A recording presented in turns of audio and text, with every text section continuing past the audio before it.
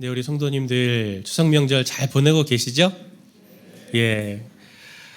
인터넷에서 게시물 하나를 봤습니다. 제목이 뭐냐면 우리나라 제사 문화를 바꾼 결정적 한방. 예. 그래서 이렇게 글이 올라와 있더라고요. 내용을 보니까 이렇게 써 있습니다. 다 부질없는 짓이다. 진짜 조상을 잘 만나 조상덕 본 사람들은 지금 다 해외여행 가고 없다.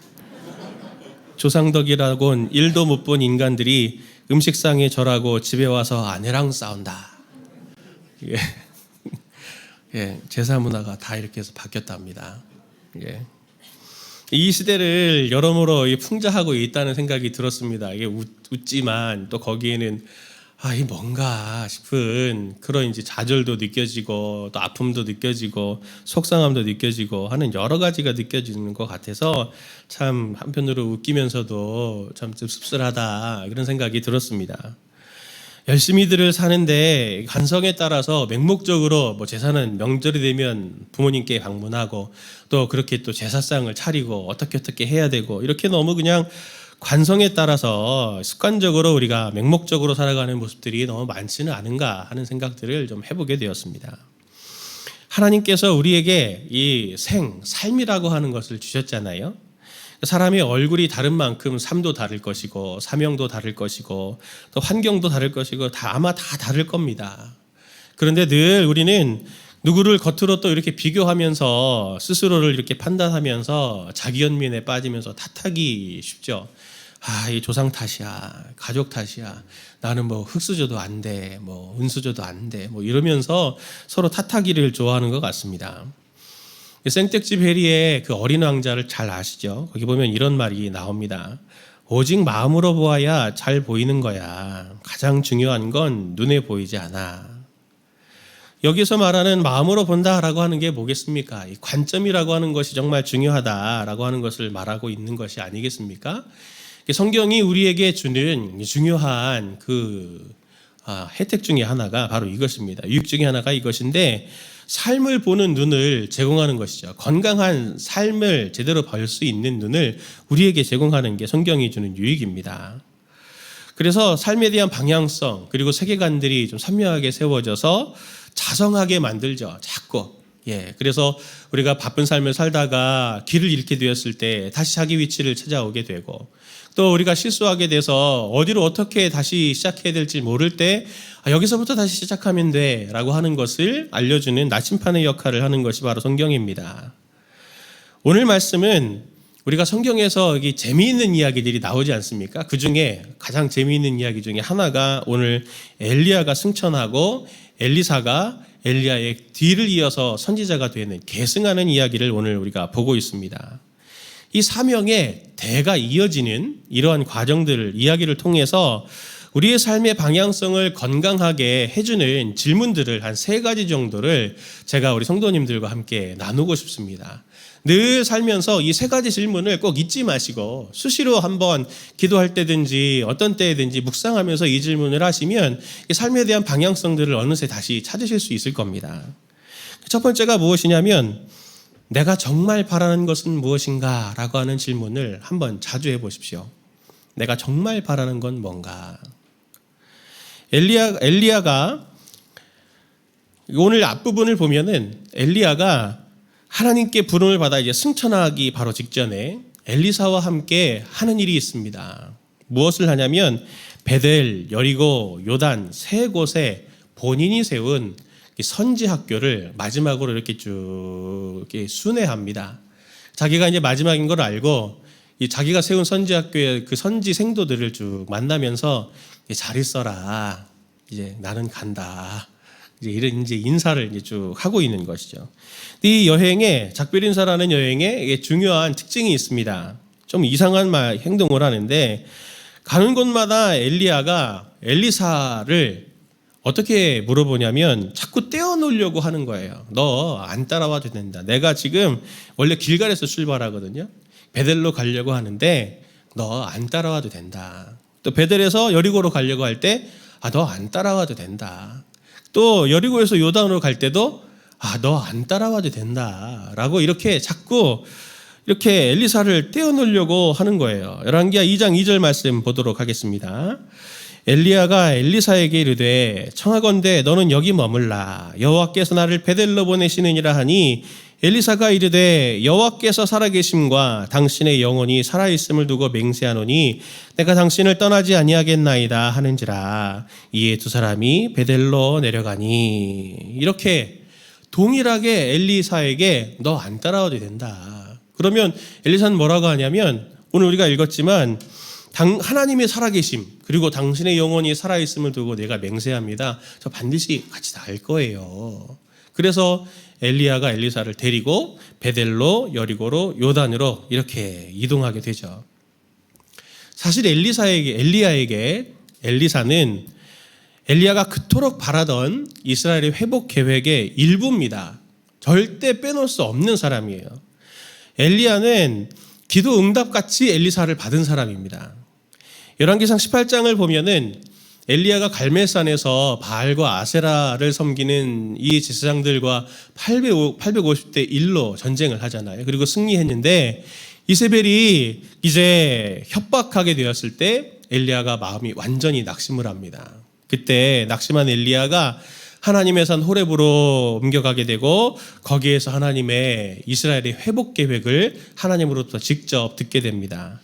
열왕기상 19장 15절부터 17절 말씀인데 여호와께서 그에게 이르시되 너는 내 길을 돌이켜 광야를 통하여 다메섹에 가서 이르거든 하사엘에게 기름을 부어 아람의 왕이 되게 하고 너는 또 님스의 아들 예후에게 기름을 부어 이스라엘의 왕이 되게 하고 또 아벨므올라 사밧의 아들 엘리사에게 기름을 부어 너를 대신하여 선지자가 되게 하라. 하사엘의 칼을 피하는 자가 예후가 죽일 것이요 예후의 칼을 피하는 자가 엘리사가 죽이리라 하시면서 엘리야에게 엘리사는 자신의 대를 이어서 이스라엘의 회복을 구체적으로 이뤄낼 사람이다. 그러니 너는 엘리사에게 가서 기름을 부어서 내 후계자로 삼아라. 하나님 그렇게 말씀하십니다. 그런데 오늘 엘리야가 그렇게 소중하게 여기는 엘리사를 너는 안 따라와도 돼. 안 따라와도 돼. 라고 이렇게 말하는 게 참 이상하지 않습니까? 엘리사가 어떤 사람입니까? 성도님들도 잘 아시겠지만 열왕기상 19장 19절 말씀을 한번 같이 보도록 하겠습니다. 같이 봅니다. 엘리야가 거기서 떠나 사밧의 아들 엘리사를 만나니 그가 12겨리소를 앞세 두고 말을 갔는데 자기는 12겨리소와 함께 있더라. 엘리야가 그리로 건너가서 겉옷을 그의 위에 던졌더니. 엘리사와 엘리야가 만나는 장면을 설명하고 있는데 엘리사가 엘리야를 만났을 때 어떻게 하고 있습니까? 12번째 겨리소를 이렇게 몰고 있었습니다. 밭을 가는데. 그리고 유력자인 아벨므올라 사밧이라는 사람의 아들이었습니다. 엄청난 부자였죠. 이렇게 그 밭을 갈 때 이스라엘 사람들의 문화는 두 마리 소가 하나의 그 곡괭이를 이렇게 곡괭이가 아니죠. 뭐죠? 밭을 가는 그 농기계를 이름이 생각이 안 나네요. 그걸 같이 갑니다. 근데 12번째 겨리소면 24마리잖아요. 그렇게 많은 소들을 한꺼번에 동원해서 밭을 갈 만큼 엄청난 밭을 가지고 있었고 소유도 대단했던 거죠. 그리고 엄청난 분홍의 아들이었습니다.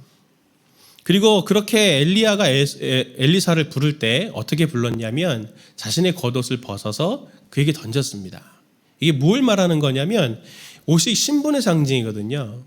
그러니까 너를 내가 부르는데 너를 그냥 내 제자로 부르는 게 아니고 내 직속 제자로 내가 후계자로 내가 너를 이제 부르는 거야 라고 하는 것을 겉옷을 던져서 오늘 그를 제자로 부르는 거거든요. 뿐만 아닙니다. 엘리사가 그렇게 후계자로 부를 때부터 후계자로 불렀지만 늘 엘리야가 엘리사를 따라다닐 때 사람들이 엘리사를 어떻게 불렀냐면은 당신의 선생님 이렇게 부를 만큼 모든 사람들이 이 엘리사를 엘리야의 후계자로 인정한 자타가 공인한 사람입니다. 부도 있고 그리고 명예도 지위도 다 보장된 사람인 거예요. 그런데 엘리야가 오늘 엘리사에게 너는 여기 남아있으라라고 하면서 3번이나 이렇게 점검한 이유가 있습니다. 그것은 무엇이냐면 정말 이 엘리사가 바라는 게 정말 무엇냐 그걸 점검해 보고 싶었던 거죠. 만약에 엘리사가 엘리야에게 바라는 것이 그런 지위였다면 엘리사는 엘리야가 말렸을 때 남아 있었을 것입니다. 꼭 그렇게 귀찮게 다 따라다니지 않아도 엘리야가 죽으면 당연히 그 다음은 내가 이제 선지자가 되는 거지 생각했을 거예요. 부도 있었습니다. 그래서 더 필요한 게 없어요. 이미 부와 명예, 직분 이런 거 보장된 사람들입니다. 그런데 엘리사는 엘리야를 끝까지 따랐습니다. 엘리야가 승천하게 될 때 엘리사의 말을 한번 볼까요? 열왕기하 2장 11절 12절 말씀 보니까 두 사람이 길을 가며 말하더니 불수레와 불말들이 두 사람을 갈라놓고 엘리야가 회오리 바람으로 하늘로 올라가더라. 엘리사가 보고 소리 지르되 내 아버지여 내 아버지여 이스라엘의 병거와 그 마병이여 하더니 다시 보이지 아니하는지라. 이에 엘리사가 자기의 옷을 잡아 둘로 찢고 하면서 엘리사가 엘리야의 마지막 순간을 보면서 그를 이렇게 부르고 있습니다. 내 아버지여 내 아버지여 이렇게 부르고 있어요.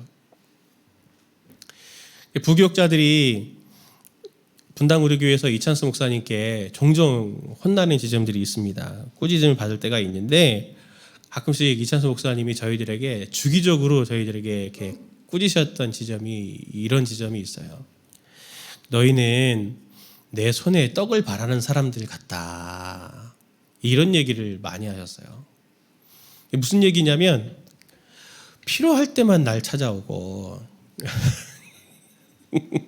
그리고 내가 너희들한테 뭔가 유익이 있을 때만 나에게 굉장히 친근하게 다가오고 담임 목사처럼 그렇게 대하고 뭔가 나한테 얻을 것이 없다고 생각하면은 어떻게 이렇게 사람이 180도 바뀌냐. 어떻게 너희들은 나하고 그렇게 그런 관계일 수 있니? 그러면서 관계로 다가오는 것이 아니라 이 기능을 가지고 이렇게 기반이 된 관계의 위험성을 계속 경고하셨어요. 나하고도 이런 관계면은 성도들하고는 어떻게 되겠니? 헌금 많이 하고 봉사 많이 하고 그런 성도들은 훨씬 더 잘해주고 봉사도 못하고 몸이 아프고 가난한 성도들은 안 돌볼 거 아니냐. 응?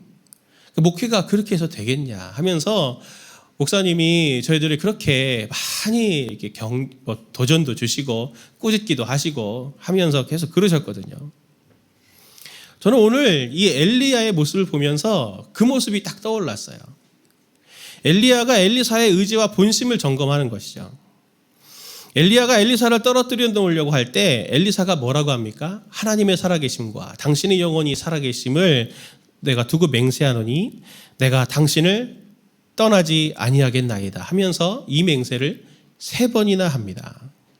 적어도 오늘 보이는 엘리사는 엘리야의 후계자로서의 지위나 명예나 부 이런 것들이 필요해서 엘리야와 마지막 순간까지 함께하고 싶었던 모습은 절대로 아닌 거죠. 엘리야와 그저 마지막 순간까지 함께 있고 싶은 것이 바로 그가 원했던 것이고 그리고 엘리야가 그토록 보기 원했던 그의 사명, 그의 꿈들이 그대로 나에게도 전수가 되어져서 우리 스승님이 원했던 그 꿈이 나의 꿈이 되고 나의 비전이 돼서 그것을 하나님의 그 꿈을 이뤄내고 싶다라고 하는 그러한 갈망이 엘리사에게 있었기 때문에 이스라엘의 회복을 위한 수고를 이어가기를 원하는 그 갈망 때문에 엘리야와의 끝 순간까지 엘리사가 그렇게 함께했던 것입니다. 엘리야의 입장에서 한번 생각해 보십시오. 이것보다 더 기쁜 것이 어디 있겠습니까? 부모에게 있어서 자식이 정말 잘 되고 그리고 나의 삶의 모든 좋은 점들을 이어받아서 점점 승승장구한 것들을 보는 것만큼 더 기쁜 게 사실 어디 있겠습니까? 성도님들 한번 생각해 보십시오. 성도님들도 정말 하나님께 바라는 것이 있으면 무엇을 바라고 있습니까? 무엇을 원하십니까? 정말 마음속에 깊이 내가 원하는 것이 뭔가라고 하는 것을 하나님이 나에게 주시기를 원하는 게 무엇인가라고 하는 것을 한번 심각하게 한번 점검해 보십시오. 호의호식 하는 것입니까? 아니면 하나님의 아버지 집, 아버지의 자녀로 아버지께서 영혼을 바라보면서 우리에게 하나님께 일을 맡기셨고 하나님의 집에 한 구석의 일 요만큼을 우리에게 이렇게 맡기셨을 때 내가 영혼을 나도 보면서 살아가는데 내게 주신 80년, 90년의 이 시간 동안 짧은 이 시간 동안 그 영혼을 바라보면서 하나님과 함께 하면서 한 번밖에 살지 못하는 삶을 주님께 멋지게 살아드리고 싶은 그런 마음으로 오늘 하나님 앞에 우리가 살아가며 간구하고 있습니까? 날 사랑해 주신 아버지를 위해서, 그리고 나를 위해서 모든 것을 버리신 우리 아버지를 위해서 나도 다 아버지처럼 버릴 수는 없지만 정말 아버지를 위해서 나의 삶을 한번 살아서 헌신해서 드리고 싶다라고 하는 그런 고백을 하나님 앞에 우리가 잊지 않고 있습니까? 우리는 하나님 앞에서 종종 이 질문해보는 습관을 가지면 좋겠습니다. 정말 우리가 하나님의 손에서 떨어지는 떡들에 관심이 있는 건지, 아니면 정말 사명과 하나님 그 자신에 대해서 관심이 있는 것인지를 우리가 한번 점검해 볼 필요가 있을 것 같습니다. 우리가 하나님이 주시는 떡에만 관심을 갖는다면 하나님과 거리적인 관계가 될 수밖에 없잖아요. 내가 원하는 거 하나님이 채워주시지 않으면 마음에 실망이 들 거잖아요. 그리고 그 실망이 깊어지면 상처가 되면 하나님을 떠나게 될 것이 분명합니다. 자주 물었으면 좋겠습니다. 내가 정말 하나님을 믿으면서 정말 바라는 것이 무엇인가? 하나님이 내게 주시는 그 어떤 것인가? 아니면 하나님 그 자신이고 하나님과의 관계인가? 그 하나님과 함께 있음의 기쁨인가? 라고 하는 것을 꼭 기억했으면 좋겠습니다.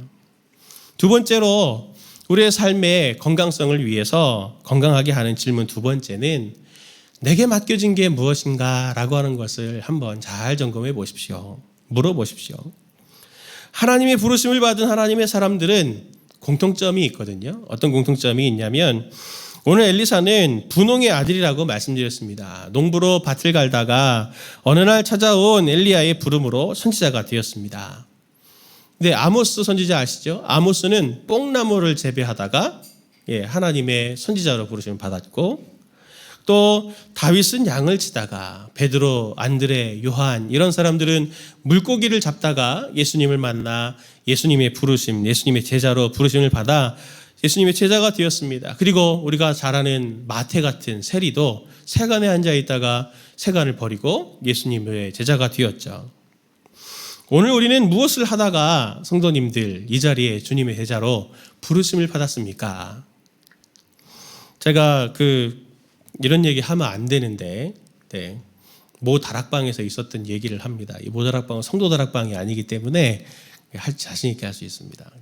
사모님들끼리 이렇게 이런저런 사모 다락방이 있거든요.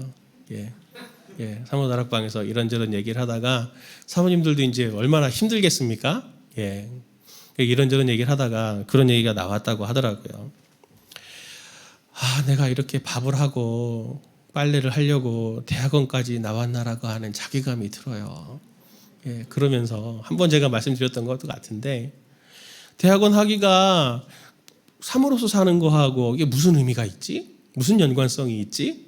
그런 생각도 들고, 또 저희 집의 아내도 사실은 간호사로 되고 싶어가지고 공부를 학교까지 다 졸업을 했거든요. 졸업하자마자 저랑 결혼하는 바람에 이제 제일 좋은 병원들은 못 가고 계속 사모로 지금까지 계속 살고 있는데, 종종 저도 그렇게 질문해. 하나님 분명히 뜻이 계실 텐데 왜 배우게 하셨어요?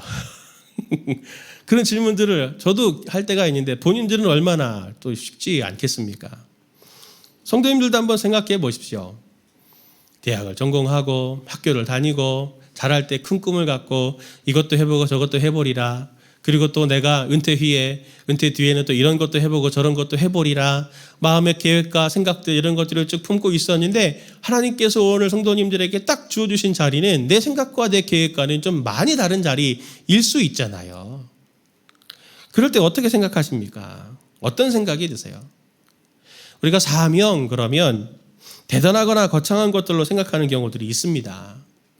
그런데 오늘 나를 만들어 가신 오늘의 나, 오늘 나에게 있는 이 삶, 하나님께서 나에게 맡겨주신 그것이 사실은 그게 사명입니다.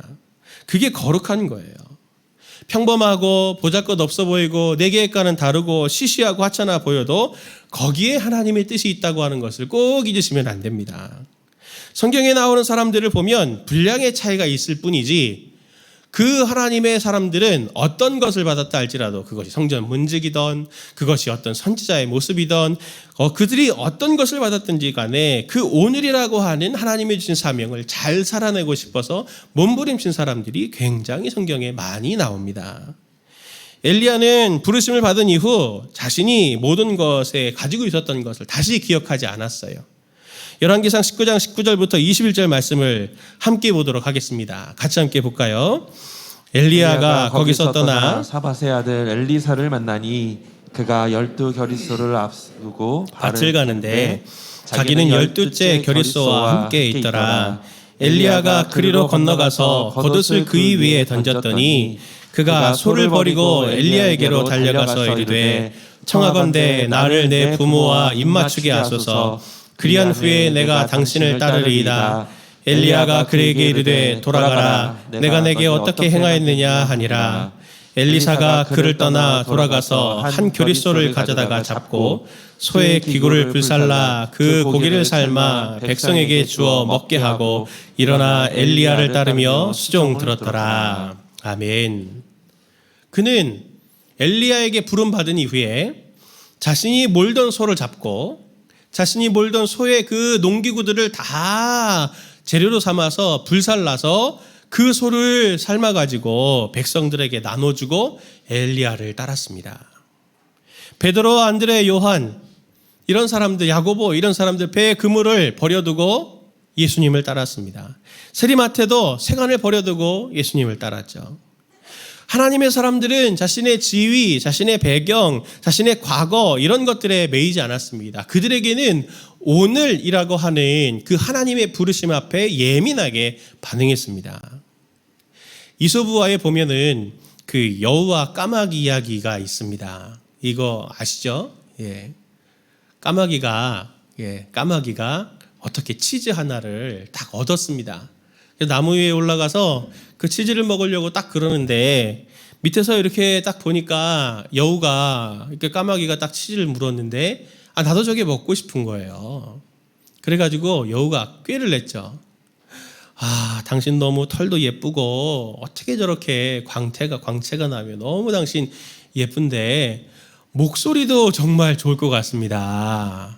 그 목소리를 딱 들으면 모든 새들의 왕이라고 당신을 추앙할 것 같은데 한번 그 목소리 들려주실래요? 그랬더니 까마귀가 자신이 생겨가지고 깍깍깍 하다가 치즈를 떨어뜨렸죠. 그래서 여우가 그 치즈를 유유히 물고 갔다는 이야기가 이소부화의 여우와 까마귀 이야기입니다. 거룩에는 두 가지 측면이 있습니다. 거룩에는 두 가지 측면. 하나는 하나님을 닮아서 온전하고 흠이 없는 그것도 거룩이지만 하나님께서 당신의 일을 위해서 무엇인가를 선택하실 때 하나님의 손에 들려서 쓰임을 받을 때 그것을 거룩한 것이라고 얘기를 합니다. 오늘 하나님의 성도님들에게 주신 것들을 생각해 보십시오. 하나님이 성도님들에게 주신 것은 어떻게 보면 이 까마귀와도 같은 너무나 누구에게는 소중한 그러한 치즈 같은 것들일 수 있습니다. 그리고 그와 비교할 수 없이 하나님께서는 성도님들에게 주신 삶은 하나님이 성도님들을 통해서 하나님의 뜻을 이루시려고 하는 거룩한 것들입니다. 거룩한 아빠고 거룩한 엄마고 거룩한 아내고 거룩한 남편입니다. 거룩한 딸이고 거룩한 아들인 것이죠. 거룩한 사장님이고 거룩한 직장인입니다. 우리의 삶은 하나님께서 그렇게 주신 거룩한 것인데 그럼에도 불구하고 내가 원하는 것, 내가 원하는 수준으로 내가 뭔가 모으지 못하고 이루지 못하고 한 것들로 인해서 불평하고 힘들어하면서 하나님이 내게 이미 주신 것들에 대한 소중한 가치를 놓치고 있다면 이 까마귀처럼 감사와 만족 대신에 불평과 안타까움이 우리의 뒤를 따르게 될 것입니다. 하나님의 사람들은 모두 그들이 직분의 자리, 사명의 자리인 일상이라고 하는 것을 선물처럼 성도님들이 받으셨습니다. 그것은 내가 능력으로 원해서나 그리고 내가 그것을 애써서 그렇게 하나님께서 얻게 해주신 게 아니라 정말 선물처럼 하나님께서 이 사람을 만나게 하시고 또 이곳에 들어가게 하시고 또 이런 일들을 상황들을 하나님께서 만들어 가셔서 우리가 오늘 이 자리에 이르게 된 것이죠. 그 부르심이 있을 때 그들은 이스라엘 사람들, 하나님의 사람들은 하나님 왜 저에게 이런 것을 주셨어요? 라고 묻지 않았고 하나님 제가 주신 것이 있는데 어떻게 해야 합니까? 무엇을 해야 합니까? 이렇게 질문을 하며 하나님께서 주신 것들을 잘 감당하려고 하는 애씀이 이스라엘 사람들 가운데 있었죠. 이게 굉장히 지혜로운 것입니다.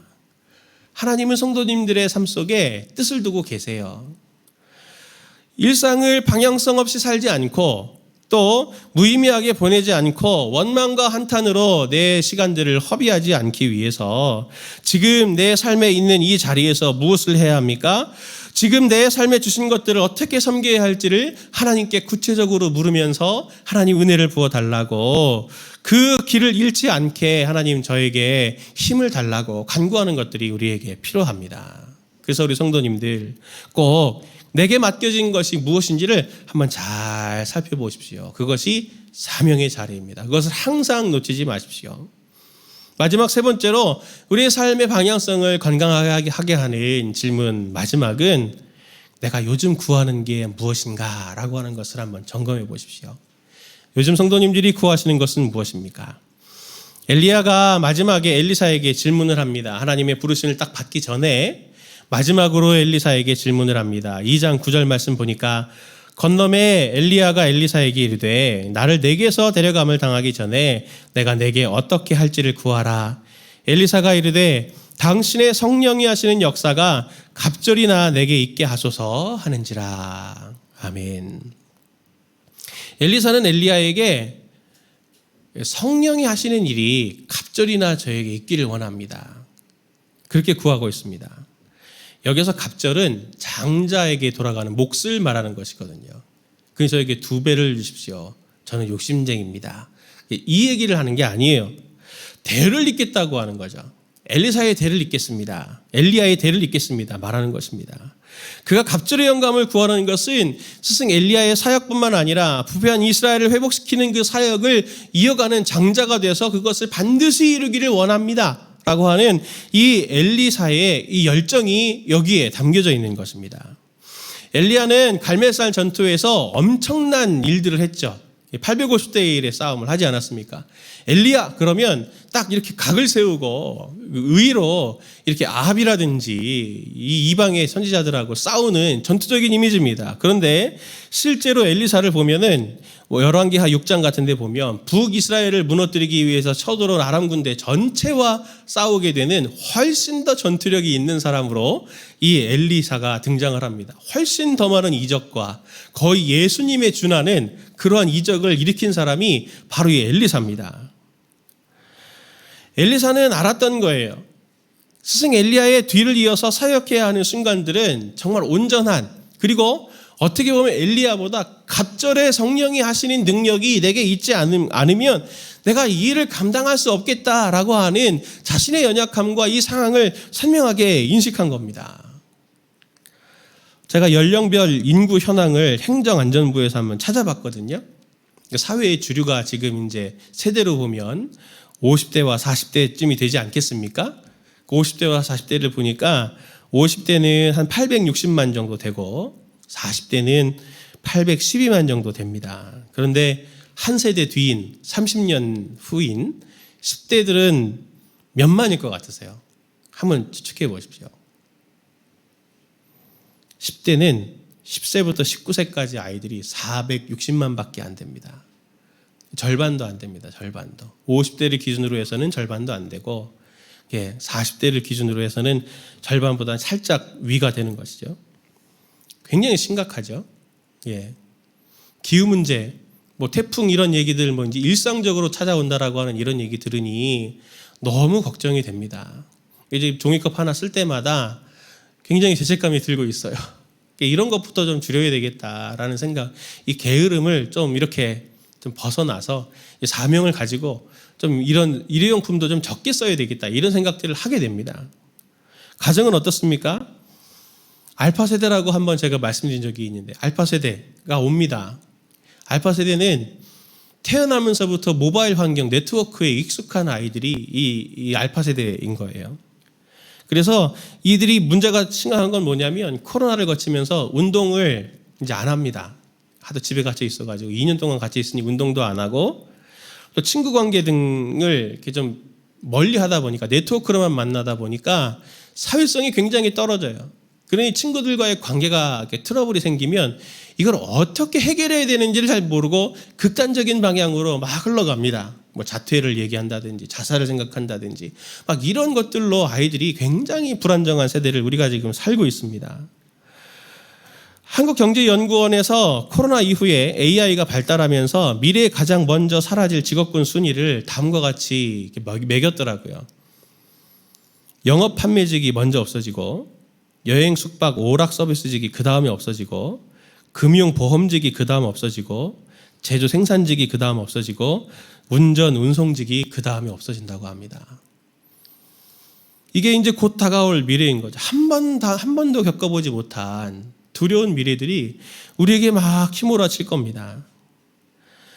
이게 하나씩 오는 것들이 아니고 한꺼번에 같이 몰려오잖아요. 성도님들 가정도 한번 생각해 보십시오. 가정도 놓고 보면 병든 것들 투성입니다. 저도 신방을 해보면 너무 안타깝고 속상한 것들이 많아요. 하나님 앞에 기도가 정말 저절로 나옵니다. 질병의 문제, 가정의 문제, 재정적인 문제, 관계적인 문제 이런 것들 속에서 정말 하나님께 정말 기도할 뿐이지 더 어떻게 돕고 싶어도 도울 수 없는 그리고 스스로도 그 안에서 어떻게 할 수 있는 것이 없어서 한탄과 눈물과 한숨을 짓는 우리 성도님들 모습을 보면서 정말 하나님 앞에 간절히 기도하게 됩니다. 저도 옆에서 보면서 정말 숨이 턱턱 막혀요. 성도님들은 어떻게 하시려고 합니까? 어떻게 하시겠습니까? 우리에게 무엇이 대안이 될 수 있습니까? 하나님의 사람으로 부르심을 받은 우리에게 진짜 하나님이 어려운 도전과 그리고 사명들을 주신 거예요. 일상을 통해서 말이죠. 우리에게 필요한 게 뭡니까? 성도님들에게 필요한 게 뭡니까? 우리에게 필요한 게 뭐 다른 것들이 없어요. 그런데 우리에게 하나님은 선물을 주셨습니다. 성령님을 주셨어요. 우리에게 하나님은 성령님을 주셨습니다. 왜 성령님이 이 힘든 현실적인 삶들 속에서 왜 실질적인 도움이 되고 왜 성령님을 하나님이 선물로 주셨냐? 이게 왜 필요하냐?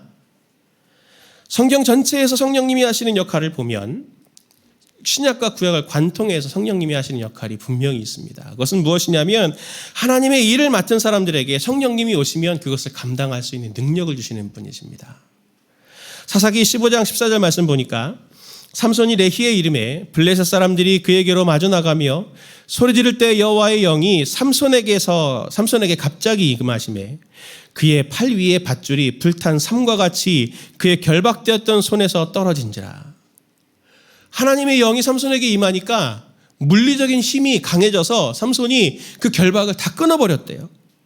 사울의 예를 볼까요? 사울 왕의 예를 볼까요? 사무엘상 10장 10절 11절 말씀 보니까 그들이 산에 이를 때 선지자의 무리가 그를 영접하고 하나님의 영이 사울에게 크게 임함으로 그가 그들 중에서 예언을 하니 전에 사울을 알던 모든 사람들이 사울이 선지자들과 함께 예언함을 보고 서로 이르되 기스의 아들에게 무슨 일이 일어났느냐 사울도 선지자들 중에 있느냐 하고 하나님의 영이 평범한 사람 사울에게 임하니까 사울이 선지자들처럼 하나님의 말씀을 받아 말하고 미래의 일들을 말하는 예언자, 선지자가 되었습니다. 하나님의 영이 임하니 왕의 역할뿐만 아니라 예언도 하는 역할들을 하고 있네요. 심지어 예수님께서도 제자된 우리에게 약속을 하셨습니다. 사도행전 1장 8절을 세 번역으로 함께 보도록 하겠습니다. 같이 봅니다. 시작. 그러나 성령이 너희에게 내리시면 너희는 능력을 받고 예루살렘과 온 유대와 사마리아에서 그리고 마침내 내 땅에서 이르리라. 네, 증인이 될 것이다. 아멘. 이 짧은 한 절을 원문의 강조점을 따라 직역하면 이렇습니다. 그러나 너희가 능력을 받게 될 것이다. 그러나 너희가 능력을 받게 될 것이다. 성령님이 너희에게 오시면. 성령님이 오시는 것은 그냥 증인되라 이걸로 위해서 우리에게 오시는 분이 아니라 성령님이 우리에게 오시는 이유는 우리에게 능력을 주시기 위해서입니다. 엘리야만 갑절의 능력, 성령이 하시는 일에 갑절의 능력을 구할 것이 아니에요. 우리도 정말 깨어서 무장을 해야 되고 하나님 앞에 간절히 구해야 합니다. 예수님을 잘 믿기 위해서 성령님을 구하기도 해야 하지만 성령님이 성도님들의 삶에 갑절의 역할이 필요한 이유는 오늘 우리가 지혜가 부족하고 힘이 부족하고 대안을 어떻게 해내야 될지 정말 능력이 부족해서 그 능력을 감당하기 위해서라도 주님, 저에게 성령이 하시는 일이 갑절이나 나타나기를 원합니다. 우리가 그렇게 간절히 사모해야 합니다. 성도님들 기도하시잖아요. 그런데 내 믿음만 위해서 성령님 나를 도와주세요. 저를 거룩하게 해주세요. 온전하게 해주세요. 이렇게만 구할 것이 아니라 성령님, 제가 내 아이들을 섬기는데 지혜가 부족하니 아이들을 잘 양육할 수 있도록 지혜를 주십시오. 인내할 수 있도록 지혜를 주십시오. 주님, 제가 직장인으로서 어떻게 어디에다 투자를 해야 되고, 주님, 제가 누구를 만나야 하고, 내가 이 상황에서 어떻게 판단해야 할지 알지 못하니 성령님 저에게 지혜를 주시고 힘을 주십시오. 그리고 내가 이 모험을 해나갈 때 끝까지 잘 달려갈 수 있도록, 길을 잃지 않도록 능력을 저에게 주셔서 인내와 힘으로 이것들을 감당할 수 있도록 하나님 저에게 힘을 주시기를 원합니다. 구하면 성령님은 반드시 성도님들에게 응답하실 줄 믿습니다. 이 말씀에 기록된 엘리야 앞에 설 때 저는 참 부끄러웠습니다. 하나님 앞에 때로 우리가 구할 때 참 허황된 것을 구하고 미봉책인 것들을 구하고 임시방편들을 구할 때가 많아서였던 것 때문에요. 오늘 성경의 위인들은 자신의 부여주신 사명이 아무리 작은 것이라도 그 주신 사명이 너무 무겁게 느껴졌습니다. 중하게 느껴졌습니다. 그리고 자기가 부족한 것을 깨달아서 하나님께 도움을 구했고, 그들이 약해 넘어질지라도 하나님께서 맡기신 것을 잘 감당하고자 엘리야가 시작한 사역을 이어받은 엘리사처럼 하나님 저에게 성령을 허락해 주십시오. 구하며 하나님 앞에 나아가는 자들이 되었습니다. 우리는 엘리야가 시작한 사역을 이어받은 엘리사처럼 그리스도께서 시작하신 사역을 이어받은 그리스도의 제자로 오늘 우리가 서 있지 않습니까? 우리는 엘리야가 지금 자신이 사역해야 되는 삶의 무게를 보면서 성령이 하시는 일에 그 능력이 갑절이나 제게 있기를 원합니다라고 하는 그 열망을 오늘 우리도 가져야 할 것입니다. 더 크고 더 치열한 영적 전쟁 속에서 엘리야가 받은 것보다 더 큰 오늘날의 성령이 하시는 일에 그 갑절의 영감이 우리에게 있지 않는다면 우리는 정말 이 삶을 어찌 살아가시려고 합니까? 성도님들, 버거우신 삶을 살아가시는 분들 계십니까? 성령의 갑절의 은사와 능력을 구하십시오. 하나님께서 성도님들에게 능력을 주실 것입니다. 버텨낼 수 있는 힘을 주실 것입니다. 반복적인 일상으로 무기력해진 분이 계십니까? 성령께서 하시는 일에 갑절의 능력을 구하십시오. 그러면 오늘 내 평범해 보이고 너무나 똑같은 무기력한 삶처럼 보이지만 이것이 얼마나 중요하고 의미가 있는지에 대한 삶의 의미를 성령께서 깨닫게 해주실 것입니다. 반복적인 실패로 낙담하고 무기력해진 분 계십니까? 성령님께 갑절의 능력을 구하십시오. 그러면 오늘 성도님들이 있었던 과거의 실패는 내가 너에게 주는 모든 삶의 새로운 지혜요 경륜으로 너에게 그것이 내가 허락한 것이다라고 하는 것을 깨닫게 해주시면서 다시 일어나서 달려갈 수 있는 힘을 성도님들에게 주실 겁니다. 물질이 없고 건강이 무너지신 분들 계십니까? 하나님께서 위로해 주시고 필요한 것들을 분명히 성령을 통해서 채워주실 겁니다. 어떠한 상황 속에서도 창조의 영이신 성령님의 은혜를 구하는 성도님들 되시길 바랍니다. 성도님들의 능력으로 한 주간 하나님께 주시는 성령의 능력으로 잘 승리하시는 성도님들 되시기를 바라고 함께 이 찬양으로 함께 찬양하며 기도하도록 하겠습니다.